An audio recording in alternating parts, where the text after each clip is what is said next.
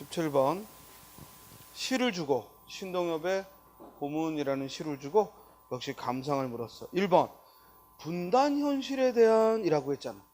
그러니까 이 시를 볼 때 이게 분단 현실을 다뤘나? 그게 아니라 분단 현실을 다뤘나 보군 이라고 접근하면 돼. 이해돼? 그리고 거기에 끼워 맞출 수 있는 게 있는가라는 걸 봐야지. 그랬더니 봄은 남해에서도 북녘에서도 오지 않는다. 그러니까 남쪽에서 불어오는 것도 북쪽에서도 불어오는 것도 아니다. 오히려 봄은 제주에서 두만강까지 우리 한반도 전체 우리가 디딘 아름다운 논밭에서 온다.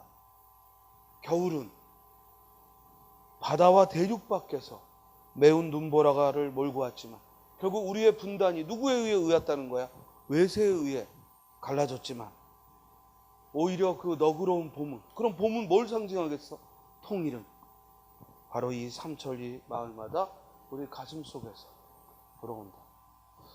앞으로 결과가 어찌 될지 모르겠지만 남북 간의 팽팽한 긴장감이 김정은과 문재인 대통령의 서로 간의 10년 연설과 화답으로 평화롭게 개최된다면 이건 여야를 떠나서 또는 진보 보수를 떠나서 또는 어떤 정당에 대한 선호도를 떠나서 박수칠 일입니다. 더구나 미국과 중국과 러시아, 일본이 제멋대로 우리 분단에 대해 좌지우지하던 때 그나마 돌파구를 마련했어.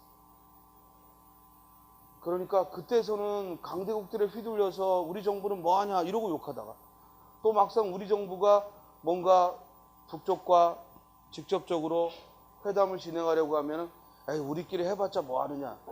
그럼 어쩌자는 거야. 그런 놈들은 결국 분단을 고착화하자는 얘기밖에 안 되는 거지.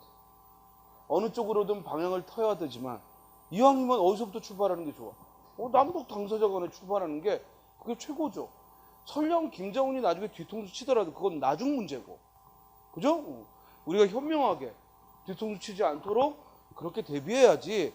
뒤통수 칠 게 무섭다고 그럼 북한과 중국한테 맡길 거야? 나는 이번 남북회담이라 이런 것도 그냥 문재인 정부가 밉다고 여기에 대해서 딴죽을 거는 걸 보면 이 새끼는 도대체 대한민국 사람인지 아니면은 분단을 그러면 계속 유지하자는 건지 화가 나더라고. 이건 정부 차원의 문제가 아니죠. 그리고 통일은요, 우리가 온전해지는 거예요. 사람으로 치면 서로 반목해 있던 형제 간에 힘을 합치는 거야. 이건 우리에게 많은 기회를 줄 거예요. 그렇죠? 물론 그로 인한 부작용도 있겠지. 50여 년을 떨어져 있던 애들이라 부작용은 있겠지만 결국에는 이들이 합쳐서 일으킬 그 긍정적인 힘은 주변 국가들이 두려워하면 두려워했지 우리 스스로가 그걸 귀찮아해서는 안 되죠. 그래서 지금 이 신동엽의 봄은 굉장한 성견지명을 가지고 쓰여진 거야. 60년대에 즉 쓰여진 노래고 결국 통일은 절대 분단의 원인은 외세에 있었지만 그 통일은 우리들로부터 움튼다는 걸 노래한 거죠. 분단 현실에 대한 화자의 인식을 썼다라고 보니까 그럴싸하잖아요. 다음, 현실의 문제를 해결하는 의지가 있다. 그렇지. 미움의 쇠붙이들 눈 녹이듯 녹여버리겠다라는 얘기는 서로 괜히 무기 들고 네가 강하느니 우리 강하느니 뭐 북한 군인이 뭐 남한 군인 10명을 물리친다는 등 뭐 이런 개소리를 해대면서 아직도 미국의 보호가 필요하다는 이런 헛소리를 삑삑하면은 그건 서로 반목을 했을 때고 서로 화합을 하면 북한의 강성한 그런 군사력은 우리에게도 도움이 될 거고 또 우리 남쪽에 아주 약삭빠른 이 잔대가리는 또한 북한에게 도움이 될 거고 그죠?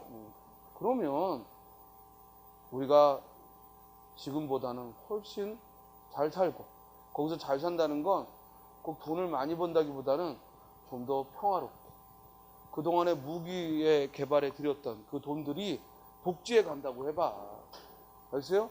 이제 미국의 그런 다 낡아빠진 무기들 비싼 값 주고 안 사고 이제 남과 북이 서로 그 돈 들였던 군사에 돈 들였던 걸 국민들을 위해서 쓴다고 해봐요. 그럼 대한민국 복지국가 금방 됩니다.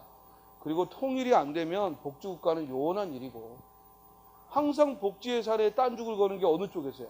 국방 쪽에서요. 알겠어요? 아, 지금 남과 북이 대치되어 있는데 무기 하나를 더 들어야지 뭘 노인네들한테 돈을 쓰냐고, 뭘 애들한테 돈을 쓰냐고, 항상 딴죽을 걸었던 게 이 국방부예요. 그러니까 통일이 되면 이제 그런 얘기들은 쏙 들어가겠지. 그러면 우리가 최소한 다른 국가 간에 대항할 수 있는 군사력만 유지하고 남과 북이 서로 소모적인 그런 일은 안 할 거고, 그러면 얼마나 다행이겠어. 한 집안에서도 돈이 자꾸 새면 그 새는 걸 막아야지, 자꾸만 그 새는 원인을 해결을 해야지, 그걸 그대로 두고 열심히 더 일해봤자 나가는 곳은 똑같아요. 그러니까 우리 입장에서는 대한민국의 GNP의 그 몇 프로가 국방과 또는 뭐 안기부 그런 활동비, 그죠? 어마어마하잖아요. 그 어마어마한 돈을 정치인들은 또 띵겨 먹고 그걸 복지에다 쓴다고 해봐. 그러면 우리 애들 다 20살까지 우리도 돈 들여서 해줄 수 있고, 노인네들 집 걱정 안 하고 이 병 걱정 안 하고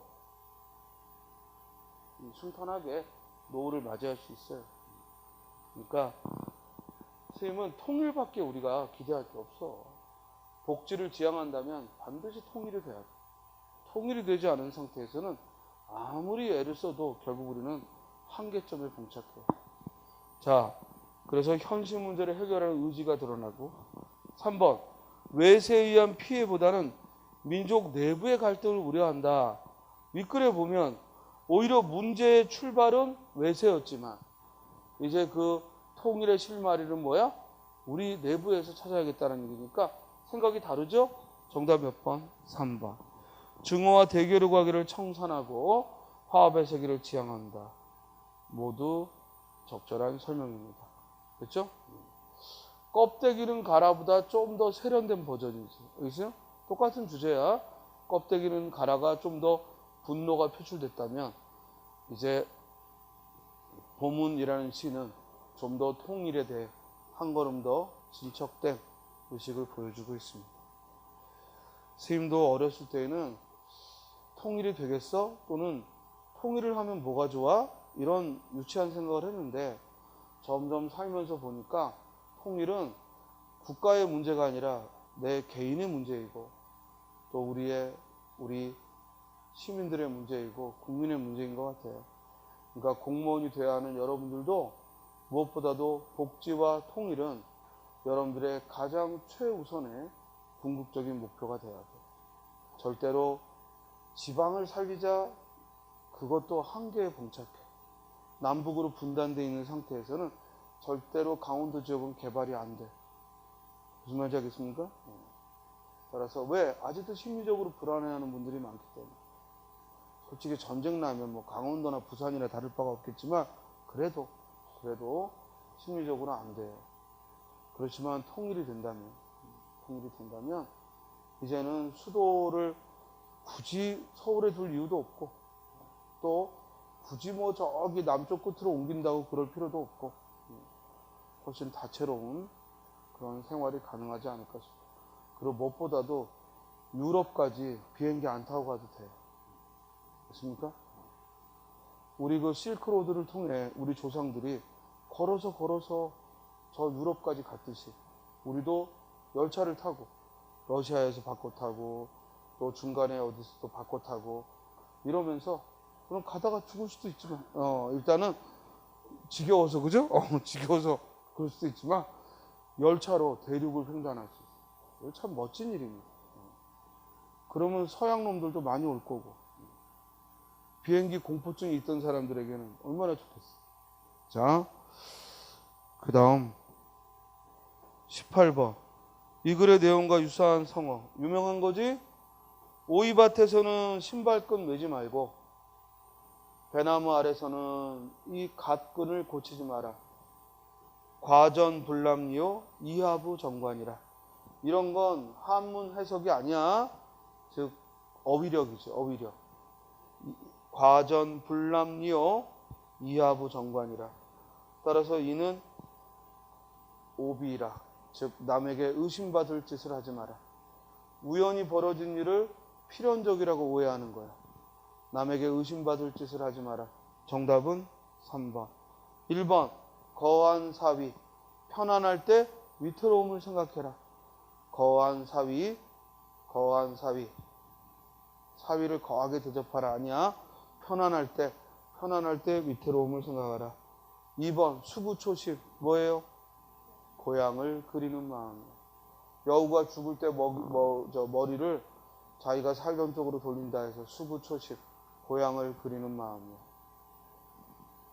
4번 순망치약. 매우 긴밀한 관계. 이가 없으면 입술이 시리다. 아니 입술이 없으면 이가 시리다 라는 말은 그만큼 매우 긴밀한 관계. 서로 때려야 뗄 수 없는 긴밀한 관계를 말합니다. 자, 19번 어법에 맞지 않는 거. 뭐뭐라 할 만하다 밑줄 치고, 회의를 하자 밑줄 치고, 4번 정화하여 내보낸다 밑줄 치고. 지금 밑줄 친 부분은 심각한 오류를 다 고쳐놓은, 즉 그 사람은 성각자의 다름 아니다 이런 영어식 표현을 피하고 성각자라 할 만하다. 또 회의를 갖는다라는 그런 외래어식 표현을 피하고 회의를 하다. 또 정화시키다처럼 지나친 사동을 피하고 정화하다. 그런데 3번은 에이즈 치료약이 연구팀에 의해 개발되었다는 것은 영어의 수동태 직역, 즉 우리말은 사물을 주어로 하는 게 아주 어색해요. 그러므로 가급적 피동보다는 능동이 적절하죠. 즉 무슨 제약 연구팀이 에이즈 치료약을 개발했다라는 것이 더 적절한 표현입니다. 그래서 수동태 직역에 의한 이렇게 의미상의 주어를 뭐뭐에 의하여라고 쓰는 건 다 영어식 어법으로 엉터리다 라고 생각하시면 됩니다. 정답은 3번. 20번 보기에 대한 설명으로 적절하지 않은 거. 1번 낙엽이나 향기에 붙어있는 이나 가는 서로 이형태의 관계다. 이형태가 뭐지? 문법적으로는 같은 기능을 하는데 형태가 다른 거야. 그러면 이 둘은 문법적으로 같은 즉 기능을 한다는 거예요. 맞나요? 예. 둘 다 주격조사예요. 이 가는 둘 다 주격조사인데 환경에 따라 이를 쓸 때가 있고 가를 쓸 때가 있는 거지. 그럼 선생님 목적격조사 을과 를도 이 형태입니까? 그렇지. 목적격조사 을과 를도 이 형태지. 맞고, 좋은 했을 때의 은은 자리병식 뒤에도 붙을 수 있는 문법 요소다. 분명히 은은 어미라 문법 형태소인 건 맞는데 그 앞에 있는 어간도 자리병태소가 아니라 뭐야? 의존 형태소지. 왜 틀렸는지 알겠어요? 좋은 했을 때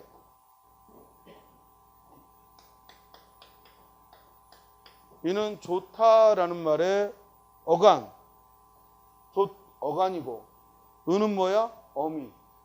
둘 다 의존 형태소야. 다만 어간은 뭐야? 실질 형태소고 어미는 형식 형태소인 거지. 그러므로 자립형식 뒤에 붙는다 틀렸지. 우리말에서 자립 형태소는 어간을 포함하지 않죠? 지금 무슨 설명인지 알겠어요? 그러므로 2번이 틀린 거야. 3번 냄새가치에서 가치는 조사죠.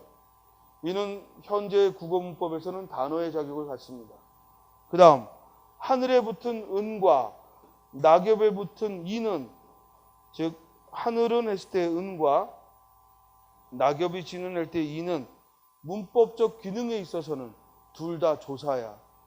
둘 다 조사기 때문에 그 문법적인 용어는 같지만 차이는 있죠. 이는 주격조사지만, 낙엽이 지는 할 때 이는 주격조사지만 은은 뭐라고? 보조사. 보조사는 의미를 더해주는 거고 격조사는 문법적 성분만 표시하니까 문법적 기능에는 차이가 있습니다. 이해됐어요? 따라서 정답은 2번이 되는 거예요. 그러니까 지금 20번 문제는 어떤 문장을 주고 문법적인 걸 설명이 맞는지를 묻는 거고, 그래서 우리가 문법 용어에 대한 이해가 있어야 된다고. 그냥 단순히 형태소 나눠라, 단어 찾아라 이런 문제가 아니라 설명이 그럴싸해야 돼. 그럴싸한다기보다는 설명이 정확해야 돼. 됐어요? 그래서 우리가 이런 문법 설명하는데 꼭 잊지 말 것이 체언이라는 말과 조사라는 말 짝이 되고, 그리고 용언이라는 말 속에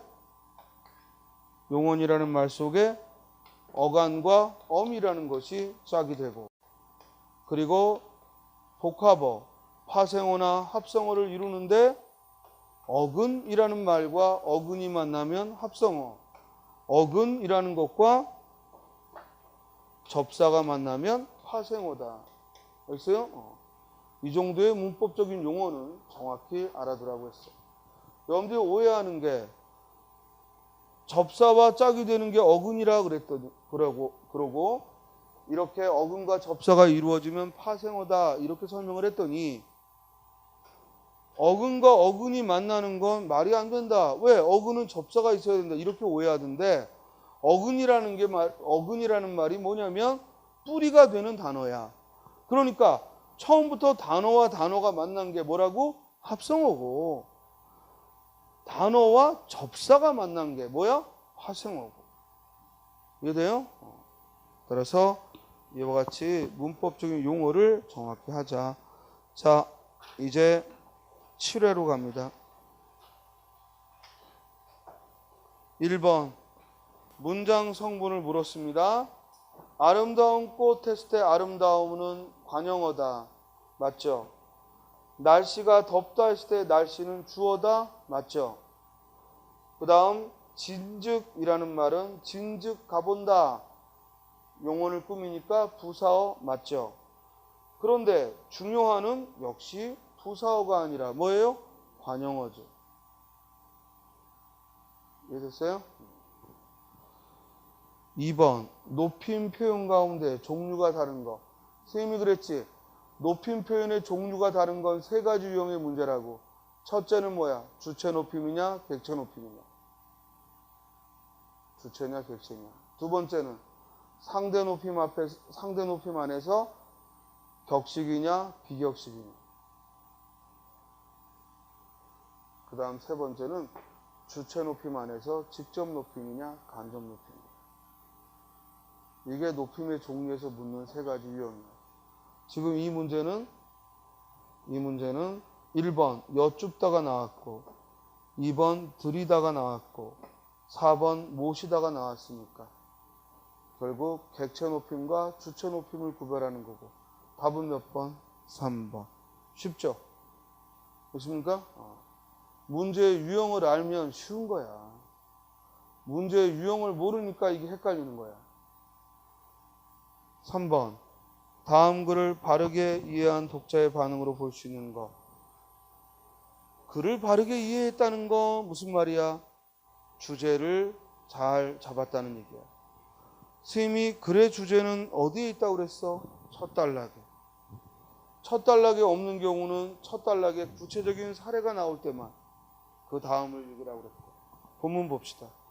언어와 종족 사이에 불가분리의 본질적인 연관성이 없는 것처럼 특정한 언어와 특정한 문화 사이에도 그런 연관성이 없다.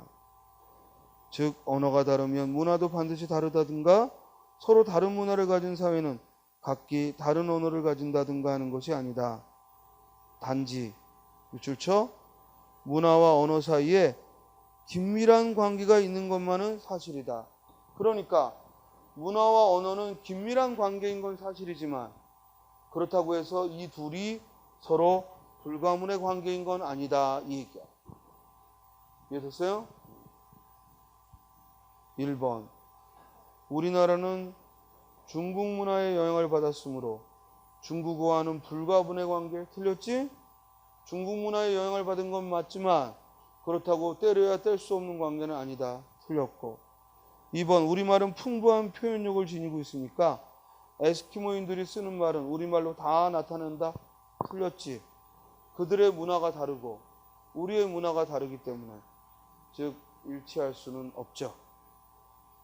3번 아무래도 문명사회인 현대의 언어가 고대의 언어보다는 훨씬 더 발달하고 복잡한 구조를 지니고 있을 거라고 말할 수는 없습니다. 왜? 우리가 고대의 문자는 그럼 지금의 문자보다 훨씬 단순화되어 있다면 해석이 쉬워야 되는데 여전히 우리는 라틴어나 향찰적인 것 같은 또는 한자의 옛 문어 또는 이집트 언어 또는 저쪽 사해 동굴 같은 데 발견되는 아주 오래된 그런 기독교 문서 같은 거 해석 못합니다. 그러니까 학자들이 이럴 거야 라는 얘기들은 많지만 직접적으로 해석을 못하죠. 우리 세계사에서 최초의 동굴벽화 뭐라고 배웠어요, 여러분들? 우리 최초의 그 동굴벽화 뭐라고 배웠나? 그 뭐 황소 그림 나오고 이런 거. 그 무슨 벽화라고 그러지? 알타미라 동굴벽화라고 배우지 않았나? 그러지 않았어요? 그런데 1980년대에 소베라는 사람이 발견한 소베 동굴이 발견됐는데 그 알타미라 동굴벽화보다 10,000년 전에 탄소연대 측정을 했을 때 10,000년 전에 그려진 말그림들이 상당히 세련된 그러니까 지붕으로 봐도 사실화에 가까운 그 말그림들이 그려져 있는 사람 겨우 하나 들어갈 만한 그런 동굴 입구라 그동안 발견이 안 됐다가 호기심을 가진 이 학자들이 거길 기어이 뚫고 들어가서 봤더니 넓은 커다란 동굴 안이 나오고 그리고 조심스레 거기 이제 불을 밝혔더니 휘황찬란한 총천연색의 말그림입니다. 그래서 알타미라 동굴벽화보다 1,000년 전으로 그런데 그렇게 되면 10,000년 전 그렇게 되면 뭐가 문제가 벌어지냐면 지금까지 인류학에서는 우리가 빙하기를 거쳐서 한번 인류가 폭삭 망하고 그리고 이제 이 호모사피엔스가 등장했다고 보는 건데 이 가설이 이제 뒤집히는 거지. 그래서 지금도 고고학은 다 미스터리예요. 아직도 우리 그 거대한 석상이 있는 그 섬 뭐지? 이스탄? 그거 아직도 이유를 몰라요. 도대체 저 돌덩이를 인간의 형상을 한 그 돌덩이를 왜 거기 세워놨는지 그리고 그걸 과연 정교하게 깎는 것도 깎는 거지만 누가 저렇게 멀쩡하게 세워놨는지 그래서 또 상상을 발휘하는 사람들은 우리가 아주 옛날에는 거인이었을 거다. 뭐 이런 공룡하고 맞먹는 그래서 거인이었을 거다. 이런 상상도 하고 그래서 일본 놈들은 거인의 진격 뭐 이런 거 만들어가지고 또 뛰어다니고 진격의 거인인가 그죠? 그러니까 그런데 뉴턴이 이런 얘기를 했죠. 우리가 현명해진 건 우리 앞서 거인들의 어깨 위에 올라탔기 때문이다. 거기서 말하는 거인은 무슨 뜻이야? 지식으로 쌓아 올린 그 위에 후손이 올라탔다.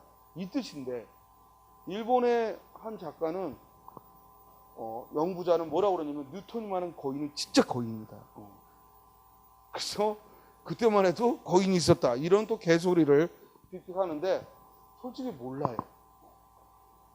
그런데 놀라운 건 그리스 로마가 아니지. 15세기 르네상스의 화가들의 그림들을 보면 신의 형상들이 모두 거인으로 그려져 있다. 그리고 인간은 쥐새끼같이 그려져 있고. 이게 과연 또 우리 동양의 그런 전설들을 봐도 항상 하늘의 인간은 거대해요. 그러니까 왜 동서양이 같은 꿈을 꿨을까? 같은 상상을 했을까? 그러니까 좀 더 이제 현실적으로 나아가 보면 정말 본 게 아닐까? 우리는 본 적이 없지만 실제로 공룡도 발견되고 있죠? 그 화석이. 도대체 그 거대한 공룡이 초식을 하면서 몸집이 거대한다는 건 상상이 안 되는데 지금 나중에 연구해 봤더니 공룡이 풀만 먹은 게 아니지.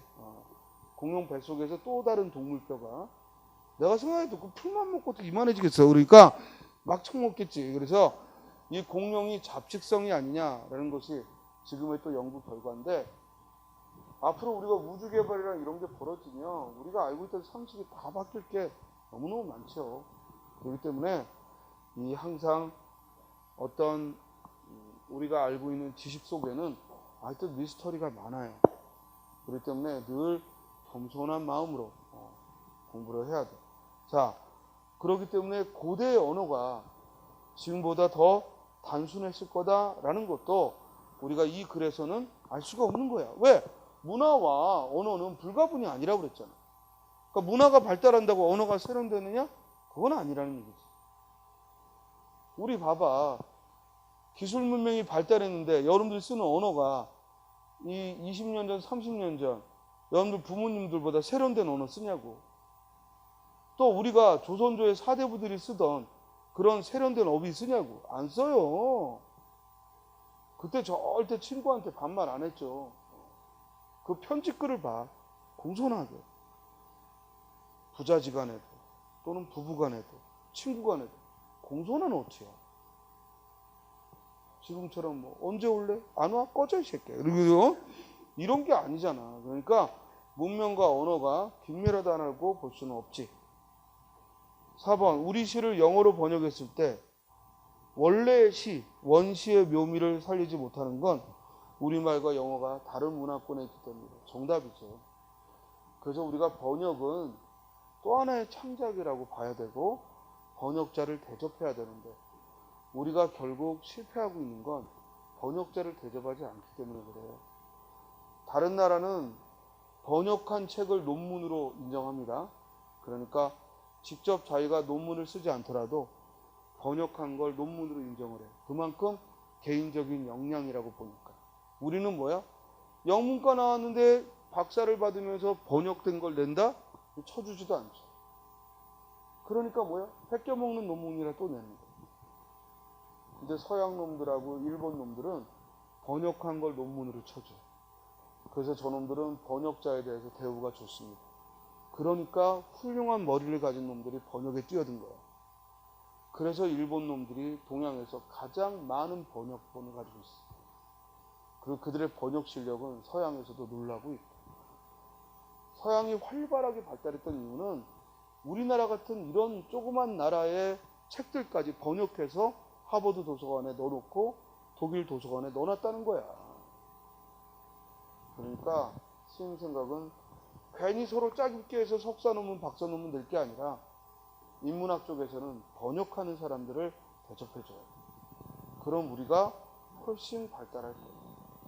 지금은 매번 공부할 때마다 그 번역을 믿을 수가 없을 정도로 형편없기 때문에 우리 학문은 거인의 어깨 위에 올라갈 수가 없어요. 항상 자기가 다시 해야 돼. 근데 저쪽 놈들은 제대로 된 번역자들이 번역해 놓으니까 그 번역을 듣고 하는 거야. 그러니까 우리보다 빠르지. 우리는 괴테 연구한다 그러면 뭐야? 독일어부터 해야 돼. 그리고 지가 직접 괴테의 파우스트를 읽어야 돼. 근데 그럴 능력이 안 되는 놈은 남이 써놓은 걸 베껴먹고. 번역을 읽고 인용하면 안 쳐주거든. 근데 서양 놈들은 또는 일본 놈들은 자기네 사람이 번역한 걸 인용문으로 넣는 거야. 믿는 거지, 그 번역을. 그게 차이가 나는 거예요. 그래서 참 안타까운 건 우리나라의 번역자의 대접은 여전히 형편없다는 거예요. 근데 사실 우리가 서구 문화나 일본 문화 또는 그들의 문화적인 어떤 저술들 번역자가 아니면 어떻게 읽을 거예요? 정말 훌륭한 일을 하는 사람들인데 우리는 그에 대한 대접이 너무 소홀한 게 참 문제예요. 자, 그래서 4번은 번역이 어려운 이유는 바로 서로 문화가 다르기 때문에 그거를 그대로 옮겨 적을 수는 없는 거지. 그지? 그 말에 적당한 말로 바꾸어 표현해야지. 그걸 이 글에서도 바로 문화와 언어는 서로 불가문의 관계는 아니다. 그러나 긴밀한 관계다. 라는 말을 했던 거예요. 정답은 4번. 4번. 여러 번 출제한 거죠? 즉 우리가 사람을 소개할 때에는 첫째 누굴 먼저 소개한다? 가까운 나와 가까운 이를 먼저 소개하고, 두 번째, 나이가 어린 사람. 나이가 어린 이를. 이럴 때 어린이는 띄어야죠. 나이가 어린 사람. 그 다음 세 번째, 남자를. 그래서 이 순서로 소개를 하는 거예요. 그러니까 아무리 여자고 아무리 나이가 어려도 나하고 멀다면 먼저 소개하면 안 되지. 됐어요? 아무리 남자고 나이가 어린데 해도 나보다 멀다면 먼저 소개하면 안 된다. 그렇죠?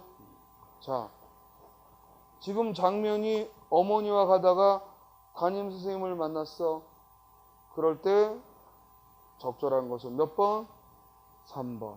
친소 관계를 먼저 따져야 돼. 그래서 어머니를 선생님께 먼저 소개하고, 즉 선생님 저희 어머니십니다 하고 소개하고, 그 다음에 뭐야? 어머니 저희 담탱이에요 하고 또 소개를 하고. 됐어요? 4번의 정답 몇 번? 3번. 5번. 어법에 맞게 고쳤다. 옳지 않은 거. 1번에 이 글을 읽는 여러분들에게 당부하고 싶은 것은 하고 주어가 사물이면, 명사절로 뭐뭐인 것은 하면 서술에 꼭 뭐 나와야 된다? 명사문. 따라서 바란다는 점입니다. 잘 고쳤지? 다음 2번. 우리말에 전망이다라는 말은 없다. 전망이라는 명사는 명사임에도 불구하고 서술표사 이다가 올 수 없다. 대신 하다, 되다와 만나서 전망하다, 전망된다 라는 말을 써야 돼. 맞게 고쳤죠? 다음 3번. 심장마비를 일으키는 게 아니라, 심장마비를 어떻게 일으키니? 그러면 자살하기 쉽게? 알겠어요? 심장아 멈춰라. 그러면 끝나게? 심장마비는 일어나는 거지. 심장마비는 일어나서 사망하는 거지 일으킬 수는 없어. 내부터 하느님이 심장마비를 일으키는 능력, 우리 내부의 장기를 우리 의지로 조절하는, 우리 작용에는 두 가지가 있지. 우리 의지로 움직이는 몸하고 우리 의지와 관계없이 움직이는 것. 그죠? 우리 몸의 장기는 우리 의지와 관계없이 움직이는 거야. 거기에 우리가 관여하지 못하게 한 건 이것들이 태어나게 해줬더니 지는 살기 싫다고. 그죠? 갑자기 심장 기능을 멈추거나, 그죠? 숨 쉬는 걸 멈추거나 이런 걸 방지하기 위해서가 아닌가 싶어. 그래서 심장은 우리가 의지로 멈추게 못해요. 그래서 제일 간단하게 음식물을 안 집어넣는, 즉 굶어서 서서히 죽는 방법은 있습니다. 그런데 그 죽기 전에 밥을 먹게 되죠. 알겠어요? 그래서 이 우리 몸의 장기는 절대 우리의 의지로 되는 게 아니고, 그래서 지금도 우리 과학이 궁금해하는 건 바로 우리 몸의 그 신체를 움직이는 에너지가 뭐냐라는 거. 그게 뭐냐 이거. 이게 뭐길래 이렇게 정확하게 심장을 뛰게 하고 정확하게 혈액을 공급하고 정확하게 즉 잠을 자게 하고 정확하게 피를 만들고, 그 기능이 뭐냐 이거. 이건 아직도 못 박혔어요. 그 중심 센터가 뇌라는 건 알겠는데 문제는 그 뇌의 어떤 부분이 그걸 하느냐. 이걸 인간들은 알기 위해 뇌과학이라고 해서 뛰어들고 있지만 내가 볼 때 그건 영원히 수수께끼걸. 왜냐면 그걸 밝히는 순간 우리는 뭐야? 인조인간을 만들 수가 있거든. 이미 다른 몸은 다 만들어. 장기도 다 만들어. 뭐만 못 만들어? 뇌만 못 만들어요. 문제는 그 만든 장기하고 뇌를 이어주는 그 코드가 뭔지를 아무도 모른다는 거예요. 그래서 그 코드는 아마 영원히, 그래서 그걸 흔히 신의 암호라고 그래요. 신의 암호가 아닌가. 만약 어떤 천재가 그걸 밝힌다면 이제 인류는 자손을 낳을 필요도 없고, 그리고 영원히 자기 몸으로 자기가 원하는 몸 사이즈를 만들어서 평생을 살게 될 거예요.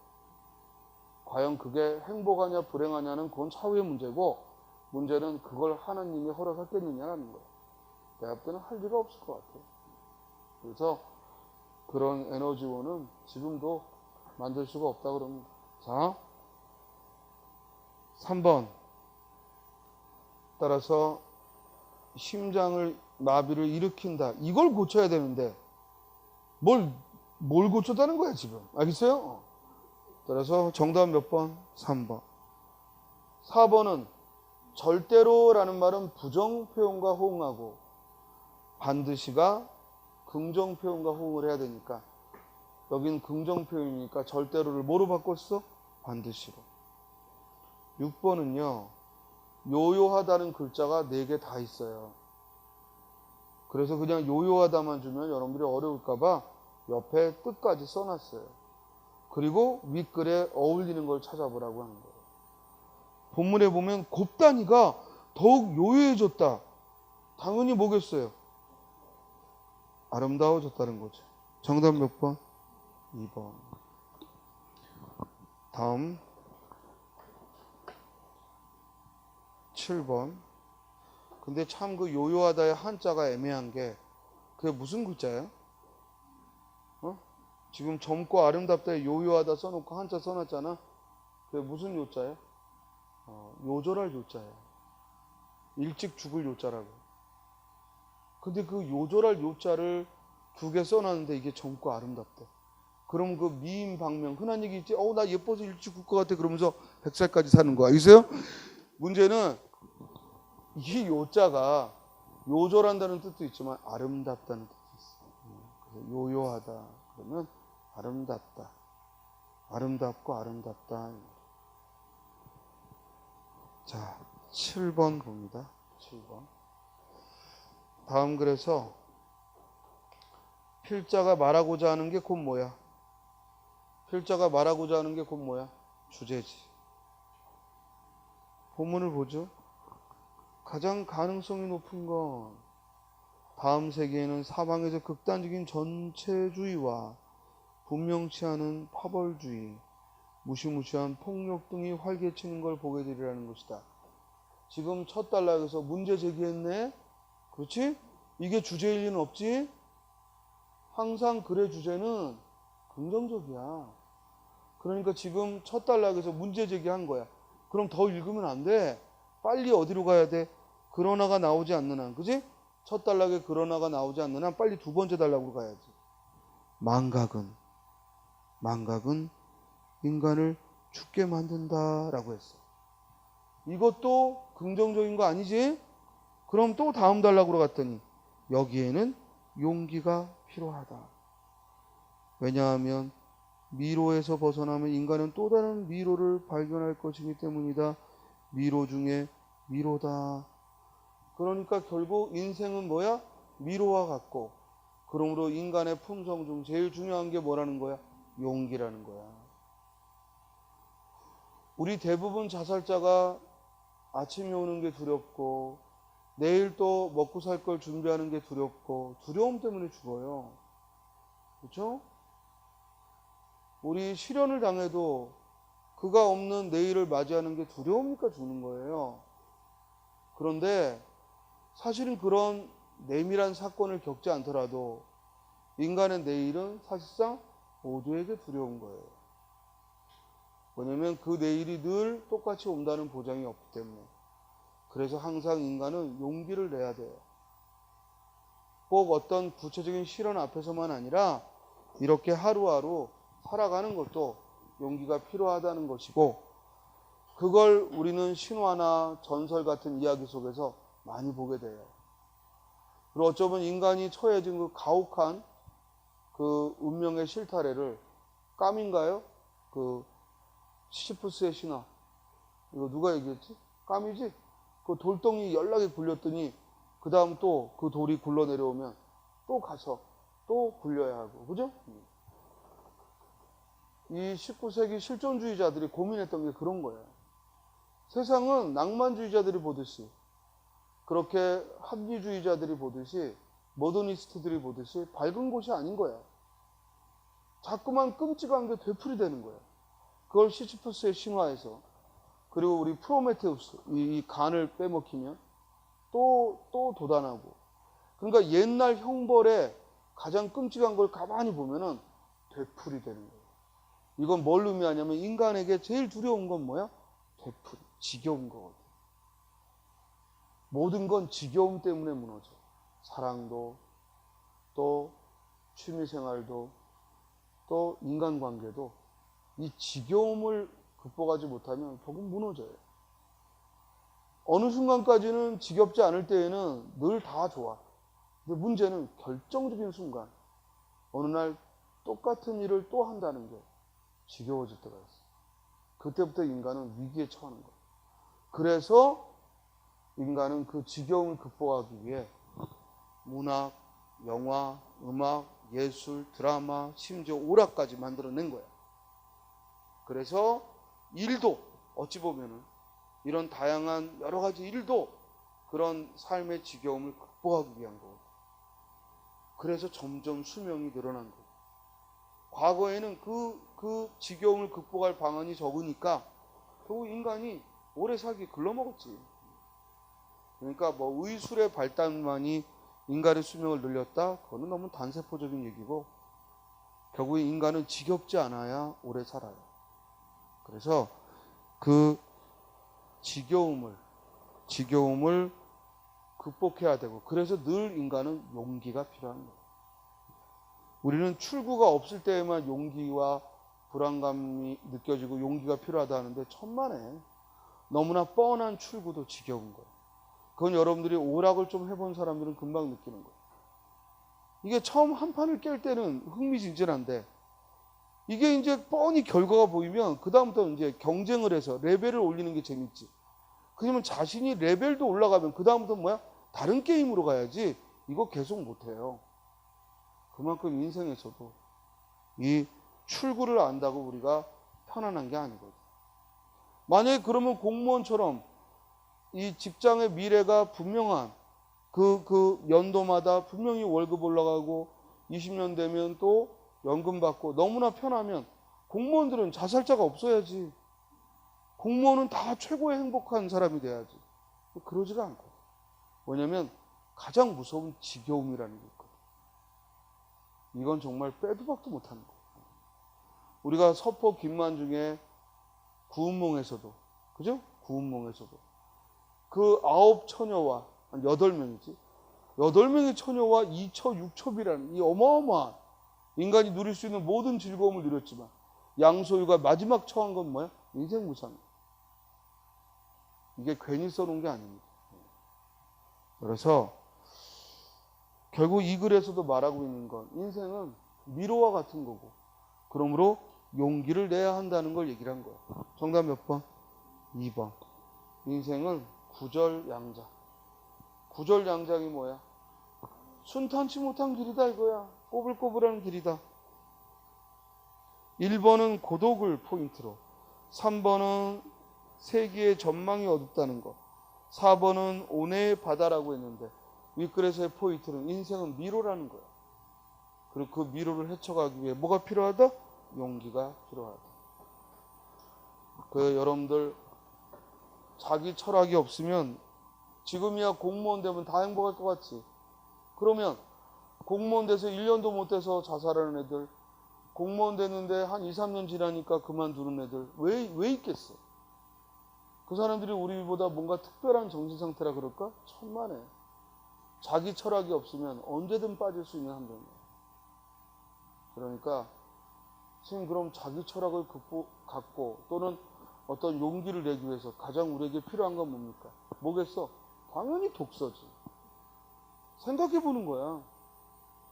우리보다 1000년, 2000년을 먼저 고민했던 사람들. 그렇습니까?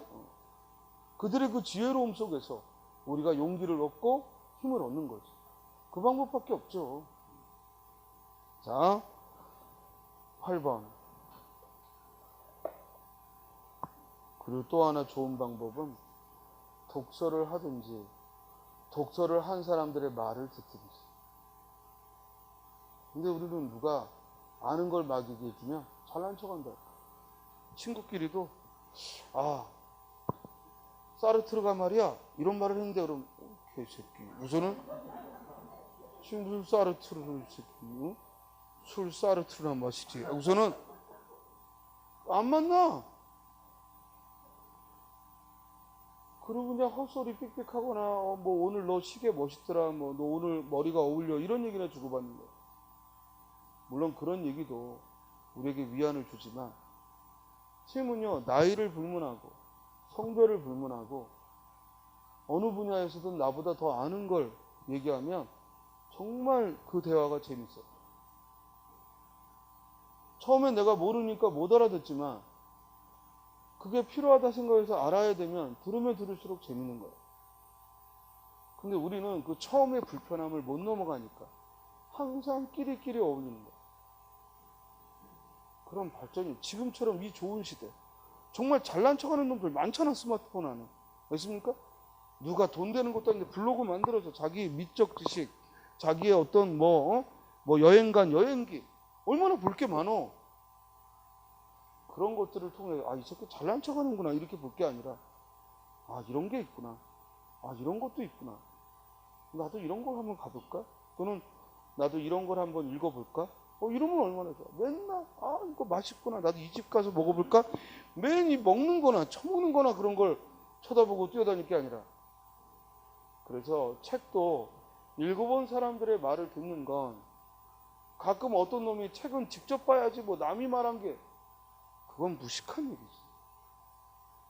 책이든 영화든 또는 음악이든 특히 미술,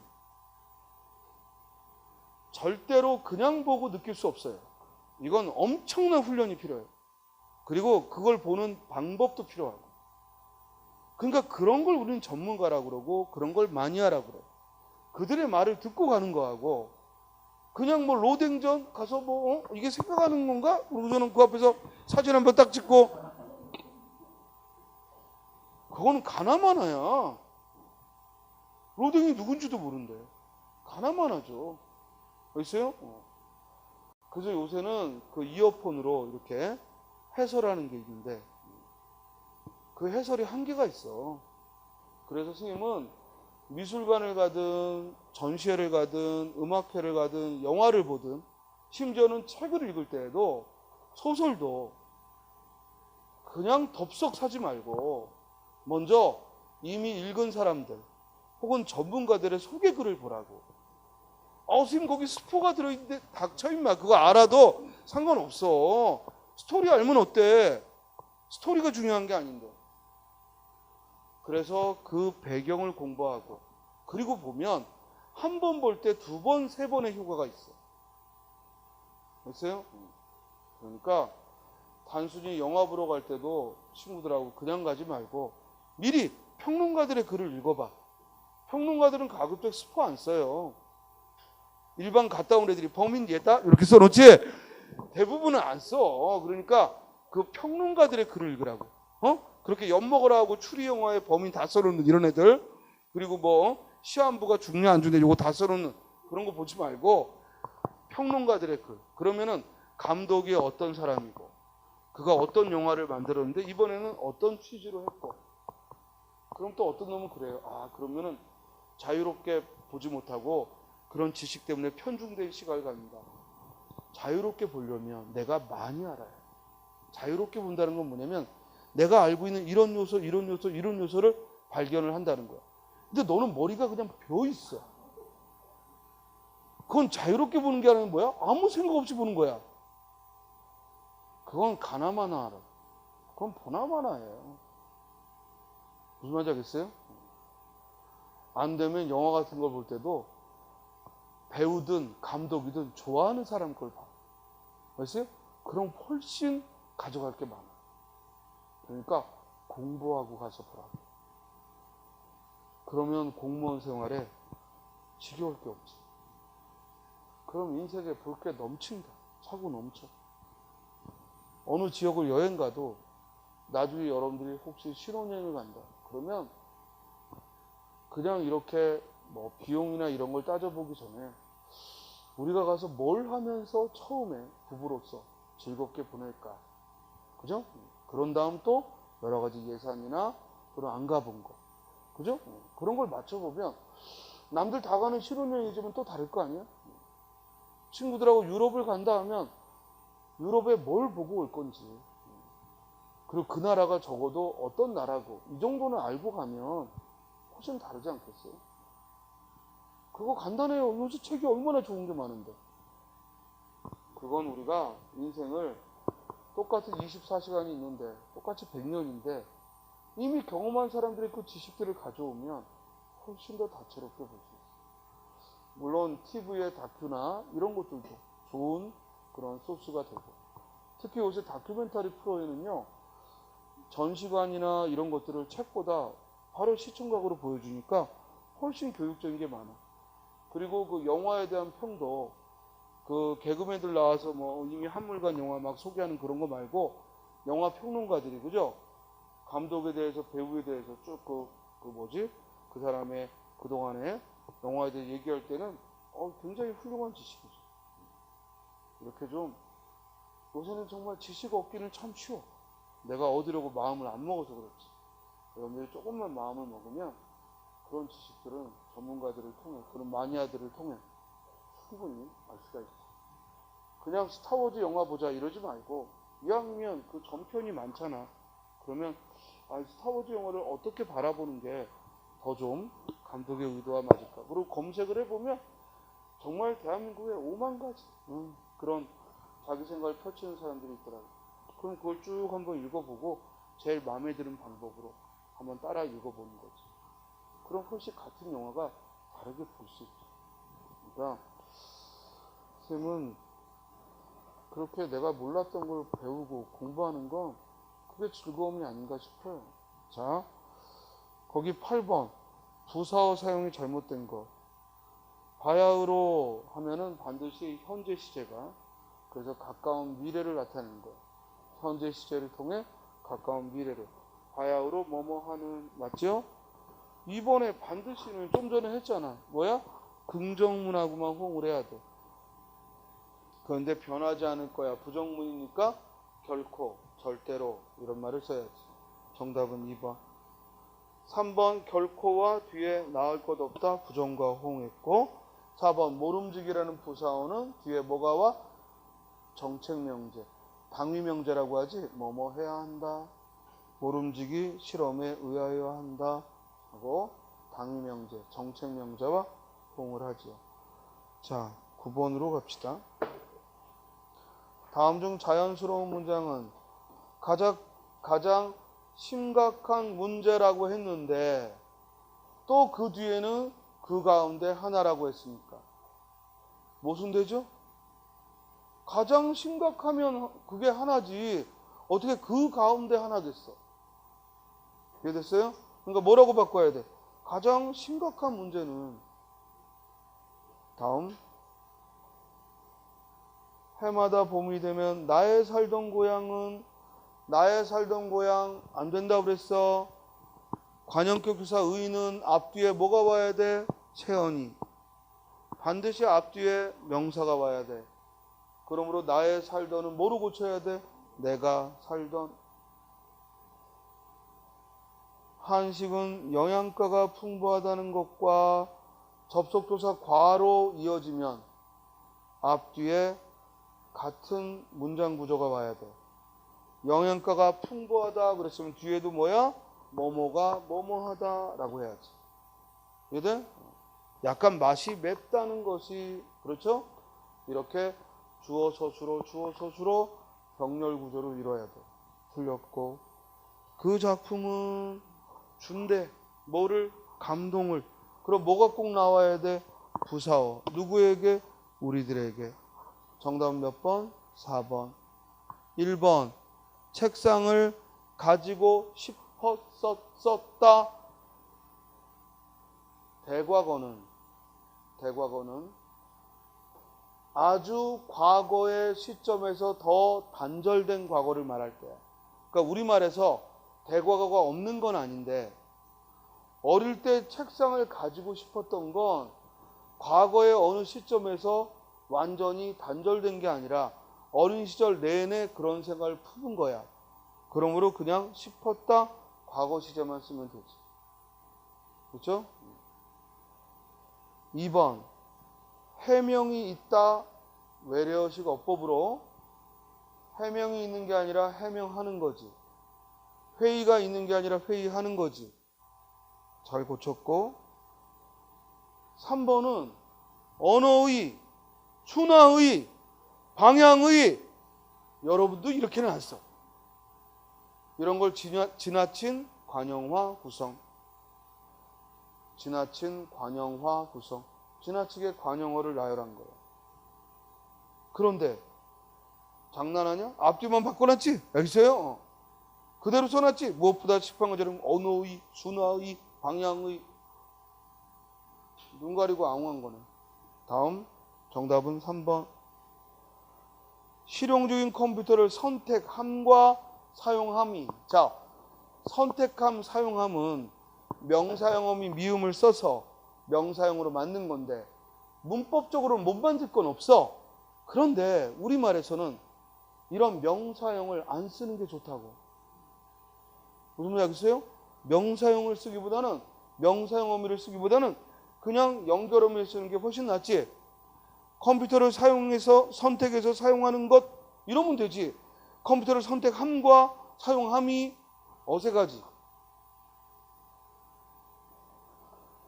차가 늦게 와서 버스가 늦게 와서 지각했습니다. 이게 낫지. 버스가 늦음으로 지각했어요. 이상하지. 됐어요? 그런 과정이 너의 늦게 출근함으로 속상해요. 이렇게 하게 되는 거예요. 네가 늦게 출근해서 속상해요. 이게 아니라 출근함으로 속상해요. 옆에서 그런 꼴을 봄으로 속상해요. 그게 뭐 하는 짓이냐. 그래서 명사형어미 미음이 나오면 잘 봐. 우리말의 명사형어미 미음이 제일 자연스러운 건 어딜까? 명사형어미 미음을 써서 제일 자연스러운 건 맨 끝 문장을 간결하게 쓸 때 그때 자연스럽고, 중간중간에 명사형어미 미음이 쓰이면 의심부터 하라. 됐어요? 선생님 의심만 하나요? 의심하고 선택해야지 바보야. 알겠어요? 의심을 해보고 의심을 하고 선택을 해봐야지. 의심하고 그냥 나오면 되냐? 그래서 의심해서 이게 맞냐 틀리나 선택을 해보는 거. 자, 11번.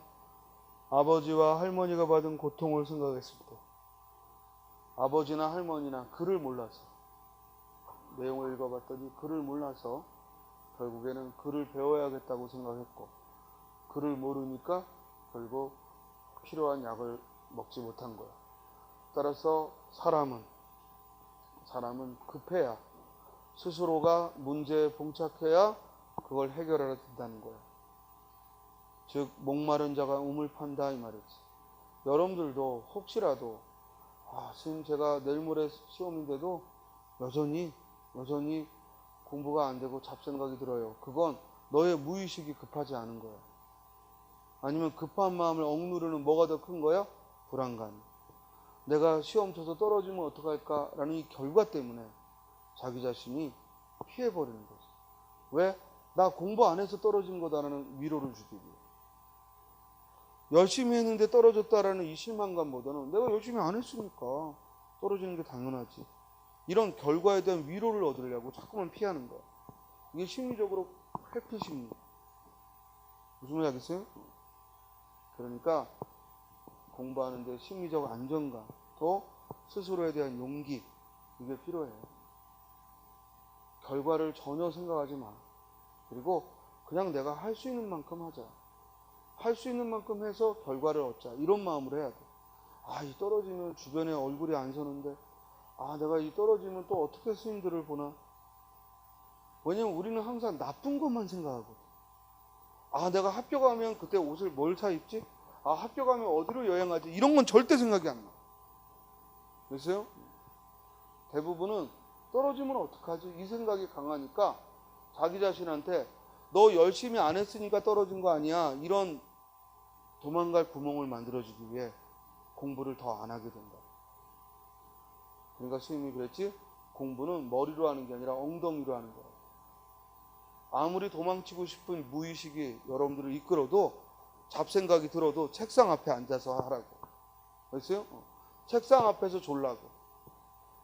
좀 피곤하다고 자고 일어나서 해야지 하고 누우면은 다음날 새벽이야. 안 돼. 그러니까 잡생각이 나도 의자 앞에서. 무슨 소리 알겠어요? 그래서 자기 마음의 그 밑바닥에 있는 두려움, 그걸 절대로 거기에 끌려가면 안 돼. 그러려면 규칙적인 습관, 몸이 항상 엉덩이에 붙여놓는. 그러면 결과에 대해서는 우리가 하는 만큼 했으면 거기에 합당한 결과가 올 거예요. 완벽하게 책상 앞에서 시간 보내지 않았다고 속상하지 말라고. 모두들 그런 입장으로 하는 거니까. 됐어요? 자, 따라서 가리천정, 정답은 4번이죠. 1번 화중지병, 그림의 떡이거든? 소용없는 거지. 화중지병 소용없는 거야. 그림의 떡. 사실 아버지 입장에서 글을 몰라서 약을 못 찾은 건 그 약병에 있는 그 글자는 화중지병일 수 있지만, 그러나 결국 글을 알아야겠다라고 할머니가 생각하게 된 건, 즉 글을 몰랐던 거에 대한 극복의 방안이니까, 필요해서 하게 된다는 거니까. 2번 간담상조는 뭐라고? 우정. 3번 연못구어는? 연못구어 불가능한 거, 어리석은 거, 불가능한 것을 말하죠. 오늘 여기까지 합시다. 다음 시간에 나머지를 하도록 하겠습니다. 다음 주가 그러면은 한 회 더 하는 거죠? 그러니까 4회죠? 그죠? 그럼 다음 주에 나머지 모두 할 시간도 없어요. 그러니까 다음 주에 쭉 하다가 뭐 해설 있는데 멈추면 멈추는 거고, 아니면은 할 수 있는 건 끝까지 하고, 대신 다 풀어온 다음에 혹시 질문이 있으면 다음 주에 다 해결하고 갈 수 있도록 그렇게 해오시기 바랍니다. 알겠죠? 예, 오늘 여기까지 하죠. 고맙습니다.